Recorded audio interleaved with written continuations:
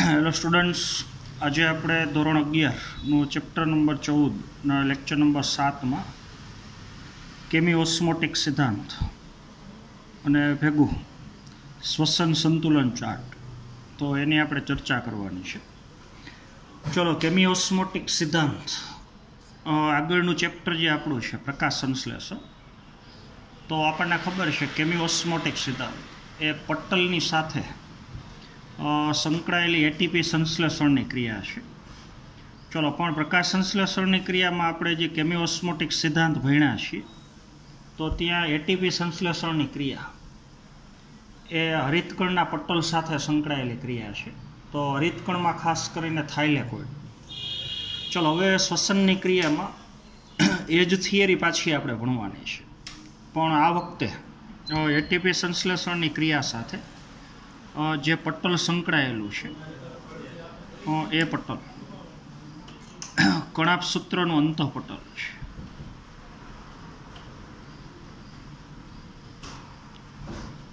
ચલો, તો કણાભસૂત્રના અંતઃપટલની આરપાર, એટલે કે કણાભસૂત્રના અંતઃપટલની એક બાજુ પ્રોટોનની સાંદ્રતા ઓછી છે અને આ જ પટલની અંદરની તરફ પ્રોટોનની સાંદ્રતા વધારે છે. તો કણાભસૂત્રના અંતઃપટલની આરપાર પ્રોટોન ઢોળાંશની રચના થઈ અને કઈ રીતથી એટીપી બને છે, તો એનો આપણે અભ્યાસ કરવાનો છે. તો આગળના પીરિયડમાં આપણે અભ્યાસ કર્યો એ પ્રમાણે ETS આપણે ભણ્યા, વીજાણુ પરિવહન તંત્ર. તો કણાભસૂત્રના અંતઃપટલમાં જે વીજાણુ પરિવહન તંત્ર છે, તો એમાં 5 પ્રકારના સંકુલ છે. તો એમાં 5મા ક્રમનું સંકુલ આપણને ખબર છે એટીપી સિન્થેટેજ ઉત્સેચક છે. ચાલો, તો એ આકૃતિ જ હું સીધી બતાવું છું, તો એકદમ થિયરી સહેલી છે. ચાલો, તો અત્યારે જે પટલ દર્શાવેલું છે એ કણાભસૂત્રનું અંતઃપટલ છે. જો આ કણાભસૂત્રનું અંતઃપટલ છે, અહીંયા કણાભસૂત્રનું બાહ્ય પટલ છે. દર્શાવેલું નથી પણ આપણે સમજવાનું છે. તો બહારની તરફ બાહ્ય પટલ છે, અંદરની તરફ અંતઃપટલ છે. ચાલો, પછી બે પટલની વચ્ચેનો અવકાશ આપણને ખબર છે, જ્યાં આપણે અત્યારે પ્રોટોન દર્શાવેલા છે. ચાલો, એને આપણે આંતરપટલ અવકાશ આજી ભાગ છે, અથવા પરિકણાભસૂત્રીય અવકાશ કહીએ છીએ. ચાલો, તો બધા નામ નિર્દેશન એક વખત આપણે જોઈ લઈએ. આ કણાભસૂત્રનું અંતઃપટલ આપણું. ચાલો, આ અંતઃપટલની બહારની બાજુ, તો અંતઃપટલની બહારની બાજુ એટલે ખરેખર બે પટલની વચ્ચેનો અવકાશ. પછી અંતઃપટલનો અંદરનો ભાગ આજી ભાગ છે, એટલે કણાભસૂત્રનો આધારક. તો આપણને ખબર છે અહીંયા જે વીજાણુ પરિવહન તંત્ર છે, એમાંથી જ્યારે પ્રોટોન અને વીજાણુનું વહન થતું હોય, તો એ વીજાણુના વહન દરમિયાન આધારકમાંથી અમુક પ્રોટોન એ વીજાણુ વાહકો દ્વારા વહન પામી અને આંતરપટલ અવકાશમાં અહીંયા જમા થાય છે. તો અંતઃપટલની બહારની તરફ અહીંયા પ્રોટોનની સાંદ્રતા વધુ છે અને આધારકમાં પ્રોટોનની સાંદ્રતા ઓછી છે. તો અંતઃપટલની આરપાર પ્રોટોનનો ઢોળાંશ રચાય છે. ચલો, હવે એટીપેજ ઉત્સેચકની વાત કરીએ. તો એટીપેજ એટલે કે એટીપી સિન્થેટેજ ઉત્સેચક એ એક પ્રકારનો ઉત્સેચક છે, એક પ્રકારનું પ્રોટીન છે, અને એમાં બે ભાગ છે. ચલો, એમાં એટીપી સિન્થેટેજ ઉત્સેચકનો F0 ભાગ જે આયન માર્ગ બનાવે છે, આ જે પ્રોટોન આયન છે એને પસાર થવા માટેનો માર્ગ, એટલે વાહકણોનું કાર્ય કરતો ભાગ જે પટલની અંદર સંચિત છે, જે F0 છે. ચલો, એટીપી સિન્થેટેજ ઉત્સેચકનો બહારની તરફ ઉપસેલો ભાગ આધારક બાજુ, તો એ ભાગને આપણે F1 કણિકા કહીએ છીએ. તો F1 કણિકા એ પટલની બહારની બાજુ છે અને F0 ભાગ જે પટલની અંદર તરફ છે. તો F0 plus F1 is equal to જે આખી રચના બની, તો એ આખી રચનાને આપણે એટીપી સિન્થેટેજ ઉત્સેચક કહી શકીએ. ચલો, હવે તમને ખબર છે. ચલો, તો ઇલેક્ટ્રોન પ્રોટોન કેમિકલ ઢોળાંશ, આ પટલની આરપાર ઇલેક્ટ્રોન પ્રોટોન કેમિકલ ઢોળાંશ રચાશે.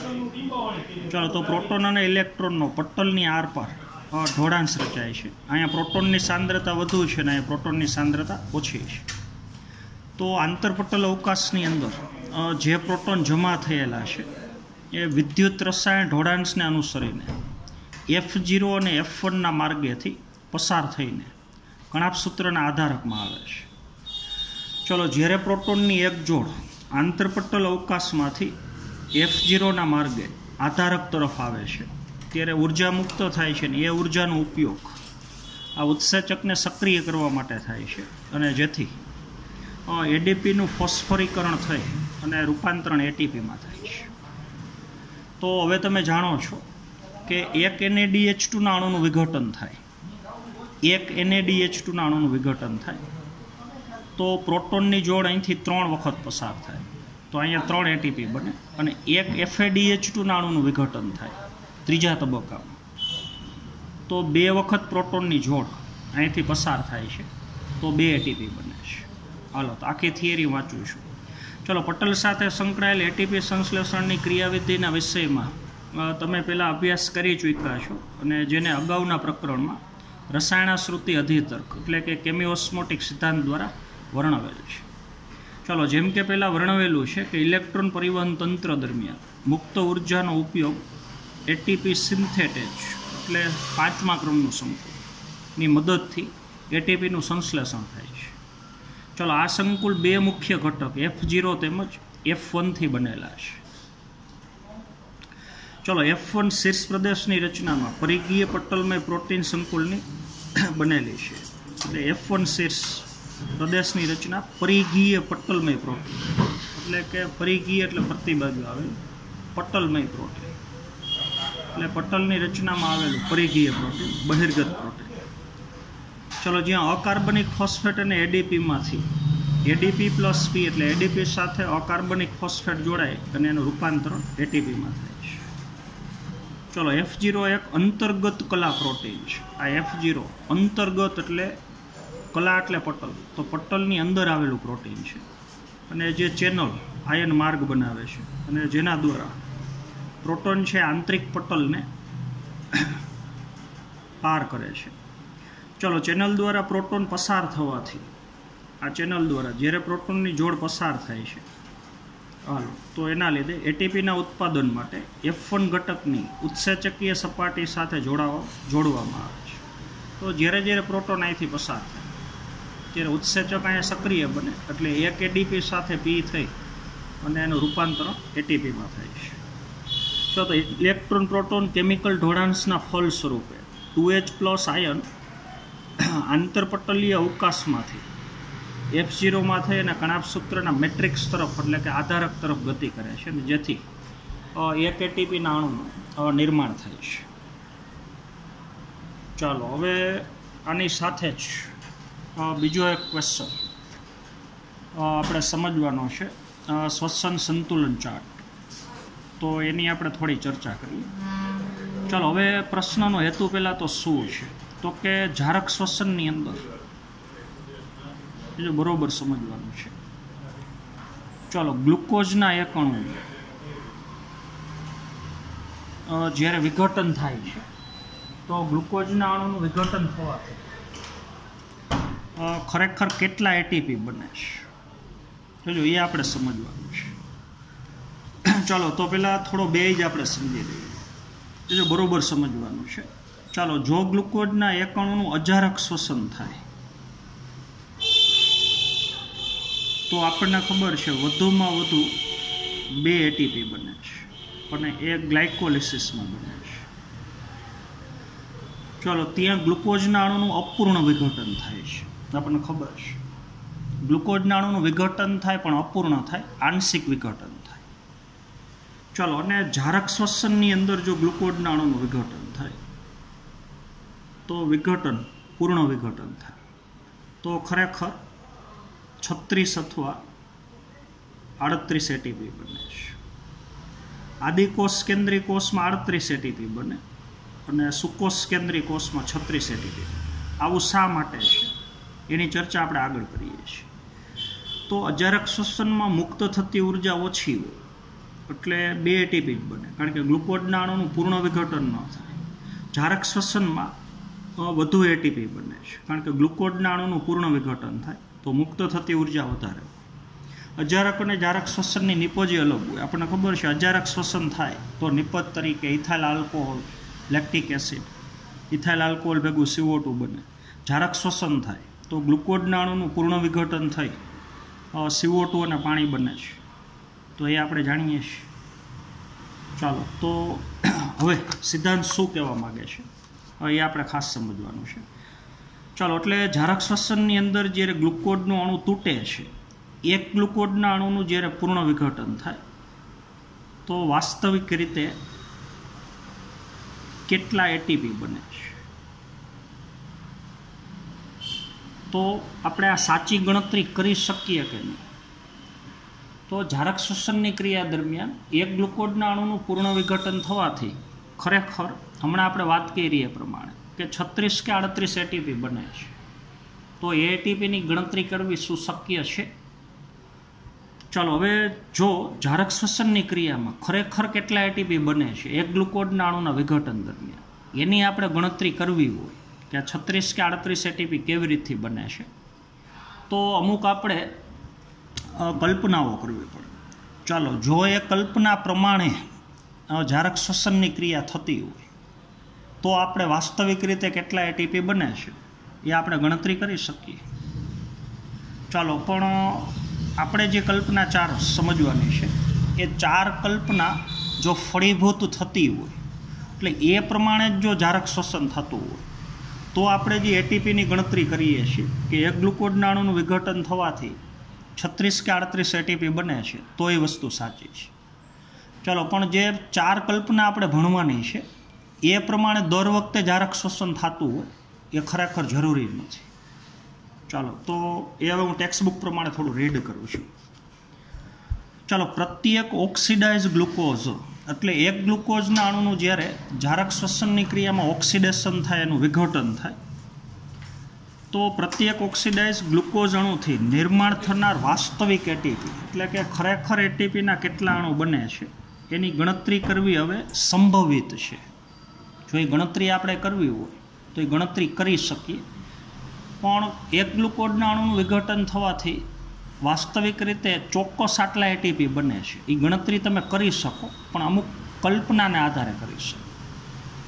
કે જો જારક શ્વસનની ક્રિયામાં આપણે જે કલ્પનાઓ કરીએ છીએ એ પ્રમાણે જ જારક શ્વસન થતું હોય. ચાલો, પરંતુ વાસ્તવમાં એક સૈદ્ધાંતિક અભ્યાસ જ રહી ગયો છે, તો આ ગણતરી કેટલીક નિશ્ચિત પરિકલ્પનાના આધારે જ કરી શકાય. તો 4 શરતો આપી છે. જો એ 4 શરત પ્રમાણે જારક શ્વસનની ક્રિયા થતી હોય તો આપણે જે ગણતરી કરીએ છીએ એ ગણતરી સાચી છે. ચાલો, 4માંથી એક પણ કલ્પનાનું જો પરિપાલન ન થતું હોય તો આપણે જે નિયમ પ્રમાણે ગણતરી કરીએ છીએ એ ગણતરી ખોટી છે.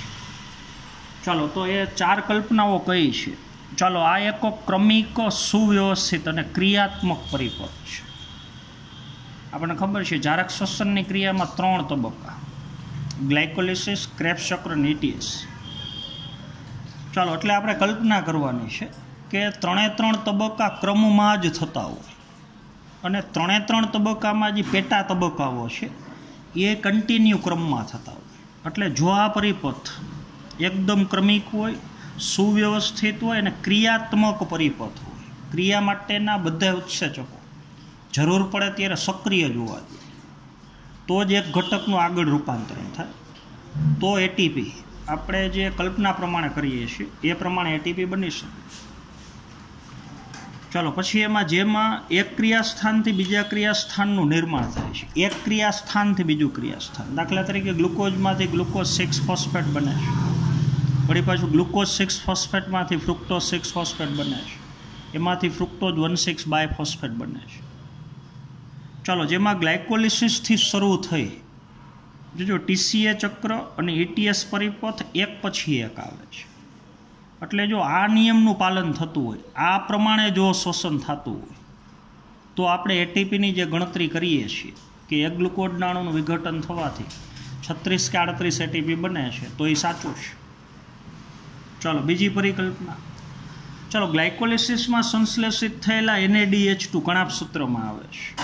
જો ક્રેબ્સ ચક્રમાં બનેલા NADH2 એ તો કણાભસૂત્રની અંદર છે જ, પણ ગ્લાયકોલિસિસની ક્રિયામાં J2NADH2 બને છે એ કોષરસ આધારકમાંથી જો કણાભસૂત્રમાં આવતા હોય તો એમાંથી ઓલા 6 એટીપી બનશે. પણ દાખલા તરીકે NADH2 કોષરસમાંથી કણાભસૂત્રના આધારકમાં આવતા નથી તો આપણી ગણતરી પ્રમાણે એટીપી બનશે નહીં. પણ જો આ શરતનું પાલન થતું હોય તો આપણી ગણતરી પ્રમાણે એટીપી બનશે. ચાલો આવે છે ને જ્યાં તેનું ઓક્સિડેટિવ ફોસ્ફોરાયલેશન થાય છે એટલે ત્રીજા તબક્કામાં પ્રવેશે છે. હાલો ત્રીજી પરિકલ્પના. જો પરિપથનો કોઈ પણ મધ્યવર્તી બીજા સંયોજનના નિર્માણમાં ભાગ લેતો નથી તો ગ્લાયકોલિસિસ અને ક્રેબ્સ ચક્રમાં જેટલા કાર્બનિક સંયોજનો બને છે, ચાલો એ કાર્બનિક સંયોજન આગળના સંયોજનમાં 100% રૂપાંતરિત થતા હોય એમાંથી બીજો કોઈ પણ ઘટક ન બનવો જોઈએ. ચાલો દાખલા તરીકે ક્રેબ્સ ચક્રનું એક સંયોજન છે આલ્ફા કીટોગ્લુટેરિક એસિડ. તો આલ્ફા કીટોગ્લુટેરિક એસિડમાંથી આગળ સક્સિનાઇલ કોએન્ઝાઇમ એ જ બનવો જોઈએ. પણ જો આલ્ફા કીટોગ્લુટેરિક એસિડ નામનું જે સંયોજન છે એ દાખલા તરીકે ગ્લુટેમિક એસિડ નામના એમિનો એસિડમાં ફેરવાઈ જાય તો તમે સમજી શકો તો ત્યાંથી જારક શ્વસનની ક્રિયાનો પથ ડાયવર્ટ થઈ જાય છે. તો આલ્ફા કીટોગ્લુટેરિક એસિડ બને છે જારક શ્વસનની ક્રિયામાં ત્યાં સુધીના એટીપીનું નિર્માણ છે આપણી ગણતરી પ્રમાણે થશે. ચાલો એટલે ત્રીજી શરત એ છે કે ગ્લાયકોલિસિસ અને ક્રેબ્સ ચક્રની ક્રિયામાં જેટલા મધ્યવર્તી કાર્બનિક સંયોજનો બને છે એ મધ્યવર્તી કાર્બનિક સંયોજનો એ બીજા કોઈ પણ સંયોજનના નિર્માણમાં ભાગ ન લેતા હોય. એટલે કે પથ આપણે જે ક્રમમાં ભણ્યા છે એ જ ક્રમમાં પરિપથ થતો હોય. ચાલો પછી ચોથી કલ્પના છે કે શ્વસનની ક્રિયામાં શ્વાસ્ય દ્રવ્ય તરીકે જો ગ્લુકોઝ હોય તો જ આ 36 કે 38 એટીપી બને છે. આપણે આગળ વાત કરી રીતે કે સજીવોની અંદર જ્યારે જારક શ્વસનની ક્રિયા થતી હોય તો એ શ્વસનની ક્રિયામાં શ્વાસ્ય દ્રવ્ય તરીકે મોટા ભાગે કાર્બોદિતનો ઉપયોગ થાય છે અને કાર્બોદિતમાં મોટા ભાગે ગ્લુકોઝ. એટલે ગ્લુકોઝના અણુનું જ્યારે જારક શ્વસનની ક્રિયામાં શ્વાસ્ય પદાર્થ તરીકે ઉપયોગ થતો હોય તો જ આપણે જે પ્રમાણે એટીપીના અણુની ગણતરી કરીએ છીએ એ ગણતરી સાચી છે. ચાલો પણ દાખલા તરીકે ગ્લુકોઝની જગ્યાએ લિપિડનો અણુ છે, પ્રોટીનનો અણુ છે, એનો શક્તિના સ્ત્રોત તરીકે ઉપયોગ થતો હોય, શ્વાસ્ય પદાર્થ તરીકે ઉપયોગ થતો હોય. ચાલો ત્યારે જો આપણે એટીપીના અણુની ગણતરી કરીએ તો એ ગણતરી 36 કે 38 એટીપી પ્રમાણે નહીં થાય. ચાલો એટલે ચોથી શરત છે કે શ્વસનમાં માત્ર ગ્લુકોઝનો જ ઉપયોગ થાય છે આવું આપણે ધારવાનું છે. ચાલો જેથી બીજા કોઈ પણ વૈકલ્પિક પ્રક્રિયકો દાખલા તરીકે લિપિડ છે, પ્રોટીન એ કોઈ પણ મધ્યવર્તી તબક્કામાં પ્રવેશ કરતા નથી. દાખલા તરીકે પ્રોટીન અને લિપિડનો જો શ્વાસ્ય દ્રવ્ય તરીકે ઉપયોગ થતો હોય તો મોટાભાગે ગ્લાયકોલિસિસની ક્રિયા તો થતી જ નથી. તો એ સંયોજનો શ્વસન પથમાં વચ્ચેથી જોડાય છે મધ્યવર્તી તબક્કા. તો આપણે જે ગણતરી કરીએ છીએ કે 38 કે 36 એટીપી બને છે તો એ પ્રમાણે એટીપી નહીં બને. ચાલો એટલે જે આ 4 પરિકલ્પનાઓ 4 નિયમો આપ્યા છે એ નિયમનું જો પાલન થતું હોય તો જ આપણે એટીપીના અણુની ચોક્કસ વાસ્તવિક ગણતરી કરીશું. ચાલો તો ઉપરની 4 પરિકલ્પના પ્રમાણે જ શ્વસન થાય એ જરૂરી નથી. તો કે સજીવોમાં ઉપરની જે પરિકલ્પના છે એ વાસ્તવમાં તર્કસંગત હોતી નથી. એટલે પહેલું વાક્ય, જોકે આ પ્રકારની કલ્પના સજીવ તંત્રમાં વાસ્તવમાં તર્કસંગત હોતી નથી. જે એના કારણો આપ્યા છે કે ઉપરની 4 પરિકલ્પના છે, 4 જે નિયમો છે એ પ્રમાણે જ શ્વસન થાય સજીવમાં એ જરૂરી નથી. જો બધા પરિપથ એક પછી એક નથી પણ એક સાથે કાર્ય કરે છે. આપણે એમ કે ગ્લાયકોલિસિસ પછી ક્રેબ્સ ચક્ર થાય, ક્રેબ્સ ચક્ર પછી ETS થાય, એ તો એક ગ્લુકોઝના અણુ માટે સાચું છે. ચાલો એક જ કોષમાં હજારો ગ્લુકોઝના અણુનું એક સાથે શ્વસન થતું હોય તો એ પ્રક્રિયાઓ તો આગળ પાછળ હોય. તો જ્યારે ગ્લાયકોલિસિસ થતું હોય ત્યારે આગળના ગ્લુકોઝના અણુનું ક્રેબ્સ ચક્ર થતું હોય, ક્રેબ્સ ચક્ર થતું હોય ત્યારે એનાથી આગળના ગ્લુકોઝના અણુનું ETS થતું હોય. તો 3 તબક્કાઓ એક પછી એક ક્રમમાં જ થાય એ જરૂરી નથી. ચાલો તો 3 પરિપથ એક સાથે થાય છે તો પહેલી પરિકલ્પના એ ખોટી છે. ચલો પરિપથમાં પ્રક્રિયક આવશ્યકતા અનુસાર અંદર બહાર આવ જા કરે છે. દાખલા તરીકે આલ્ફા કીટોગ્લુટેરિક એસિડ ક્રેબ્સ ચક્રમાં આગળ વધે જરૂરી નથી, ત્યાંથી બહાર નીકળી અને એમાંથી ગ્લુટેમિક એસિડ નામનો એમિનો એસિડ એ બની શકે. તો આલ્ફા કીટોગ્લુટેરિક એસિડ બહાર નીકળી ગયો. ચાલો વળી પાછું ગ્લુટેમિક એસિડમાંથી આલ્ફા કીટોગ્લુટેરિક એસિડ બનતો, તો ત્યાંથી સંયોજન અંદર દાખલ થઈ શકે. તો એવા કાર્બનિક સંયોજનો છે જે જરાક શ્વસનના પથમાંથી બહાર નીકળી શકે અને વચ્ચેથી જોઈન્ટે થઈ શકે, તો અંદર બહાર આવજા કરે છે. ચલો આવશ્યકતા અનુસાર એટીપીનો ઉપયોગ થઈ શકે શ્વસનની ક્રિયા. તો શ્વસનની ક્રિયાની અંદર એટીપીના અણુ બને જ છે એવું આપણે ન કહી શકીએ. અમુક સ્ટેપ એવા છે કે એમાં એટીપીના અણુ વપરાય છે. ચલો ઉત્સેચકીય ક્રિયાનો દર એ ઘણી રીતથી નિયંત્રિત હોય. તો આપણને ખબર છે ગ્લાયકોલિસિસ અને ક્રેબ્સ ચક્ર એમાં ઘણા બધા ઉત્સેચકો ભાગ ભજવે છે. ચલો એમાંથી વચ્ચેનો કોઈ પણ ઉત્સેચક કોઈ પણ કારણથી જો નિષ્ક્રિય થાય તો તે જરાક શ્વસનની ક્રિયા અટકી જાય છે. તો એક નિયમ કે બધા ઉત્સેચકો જરૂર પડે ત્યારે સક્રિય જ હોય તો જ આપણે આ પ્રમાણે એટીપીના અણુની ગણતરી કરી શકીએ. તો ઉત્સેચકીય ક્રિયાનો દર ઘણી રીતથી નિયંત્રિત થાય છે. યોગ્ય પીએચનો હોય, યોગ્ય તાપમાનનો હોય તો ક્યાંક ક્યાંક ઉત્સેચકો એની સક્રિયતા ઘટે છે. ચલો આવું થતું હોવા છતાં આ ક્રિયા કરવી જરૂરી છે સજીવો માટે, કારણ કે સજીવોને પોતાના શરીરમાં અલગ અલગ ક્રિયાઓ કરવા માટે, અલગ અલગ પ્રકારના દેહધાર્મિક કાર્ય કરવા માટે ઉર્જાની જરૂર છે. અને આ ઉર્જાની પ્રાપ્તિ આપણને ખબર છે સજીવોને શ્વસનની ક્રિયા દ્વારા થાય છે. ચાલો કારણ કે સજીવ તંત્રમાં ઉર્જાના નિષ્કર્ષણ છૂટી પાડવા માટે તેમજ સંગ્રહ માટે આ પથની કાર્યદક્ષતા આવકાર્ય છે. આ પથ ફરજિયાત થવો જરૂરી છે. ચાલો તો આમ જરાક શ્વસન દરમિયાન ગ્લુકોઝના એક અણુમાંથી 38 એટીપી અણુઓની વાસ્તવિક પ્રાપ્તિ થાય છે. સુકોષ કેન્દ્રી સજીવ હોય તો 36 એટીપીની પ્રાપ્તિ થાય છે અને આદિકોષ કેન્દ્રી સજીવ હોય તો 38 એટીપીની પ્રાપ્તિ થાય છે. તો 2 એટીપીનો તફાવત કેમ છે એનો અભ્યાસ આપણે પછી આગળના પીરિયડમાં કરશું. ચાલો પછી સામે બે વચ્ચેના તફાવત આપ્યા છે. ચાલો હવે આપણે આથવણ એટલે અજારક શ્વસન અને જારક શ્વસનની તુલના કરીએ. ચાલો તો આથવણમાં ગ્લુકોઝના અણુનું આંશિક વિઘટન થાય. ગ્લુકોઝનો અણુ તૂટે છે પણ એના બધા રાસાયણિક બંધ ન તૂટે, આપણને ખબર છે. તો એનું અપૂર્ણ વિઘટન થાય છે. જોકે જારક શ્વસનમાં પૂર્ણ વિઘટન થાય છે. અજારક શ્વસનમાં ગ્લુકોઝના અણુનું અપૂર્ણ વિઘટન અને જારક શ્વસનમાં ગ્લુકોઝના અણુનું પૂર્ણ વિઘટન થાય છે. ચાલો હવે જારક શ્વસનમાં ગ્લુકોઝના અણુનું પૂર્ણ વિઘટન તો થાય છે પણ ભેગું કાર્બન ડાયોક્સાઇડ અને પાણી પણ નિર્માણ પામે છે. તો 6 CO2 આપણને ખબર છે અને ભેગા 6 પાણીના અણુ બને છે. આમ તો 12 પાણીના અણુ બને છે. ચલો આથવણમાં ગ્લુકોઝના અણુમાંથી પાયરુવિક એસિડના નિર્માણ દરમિયાન એટલે ગ્લાયકોલિસિસની વાત થઈ. ગ્લાયકોલિસિસ બેમાં થાય, અજારક શ્વસનમાંય થાય અને જારક શ્વસનમાંય થાય. તો આથવણમાં ગ્લુકોઝના અણુમાંથી પાયરુવિક એસિડના નિર્માણ દરમિયાન એટીપીના 2 વાસ્તવિક અણુની પ્રાપ્તિ થાય. તો અજારક શ્વસનમાં ગ્લુકોઝના એક અણુનું વિઘટન થવાથી વધુમાં વધુ 2 એટીપી બને છે. ચાલો જ્યારે જારક શ્વસનમાં વધારે એટીપીના અણુ એટલે કે 36 કે 38 એટીપી બને છે. ચાલો બીજું અજારક શ્વસન અને જારક શ્વસન બેમાં ગ્લાયકોલિસિસ તો થાય જ, બીજો બરોબર સમજવાનું છે. ચાલો અજારક શ્વસનમાં જે NADH2 છે ગ્લાયકોલિસિસની અંદર અજારક શ્વસનમાં જે NADH2ના અણુ બન્યા છે એ NADH2ના અણુનો આગળ ઉપયોગ થઈ જાય આપણને ખબર છે. તો એનું રૂપાંતરણ NAD પ્લસ 2H પ્લસમાં થઈ જાય. તો અજારક શ્વસનની ક્રિયામાં ગ્લાયકોલિસિસમાં જે NADH2 બન્યા છે એ NADH2નો ત્યાં ને ત્યાં આગળની ક્રિયામાં ઉપયોગ થઈ જાય. તો એ તાત્કાલિક ઉપયોગ ન થાય તો આ NADH2ના અણુનું જે ઓક્સિડેશન થયું એ મંદ પ્રક્રિયા છે. આગળ ઉપયોગ થશે પણ ધીમે ઉપયોગ થશે. ચલો જારક શ્વસનની ક્રિયામાં જે NADH2ના અણુ બન્યા છે એ આપણને ખબર છે ગ્લાયકોલિસિસમાં એ સીધા જતા રહીએ ત્રીજા તબક્કા કણાભ સૂત્રના આધારકમાં જતા રહીએ ત્યાં એનું તાત્કાલિક ઓક્સિડેશન થઈ જાય.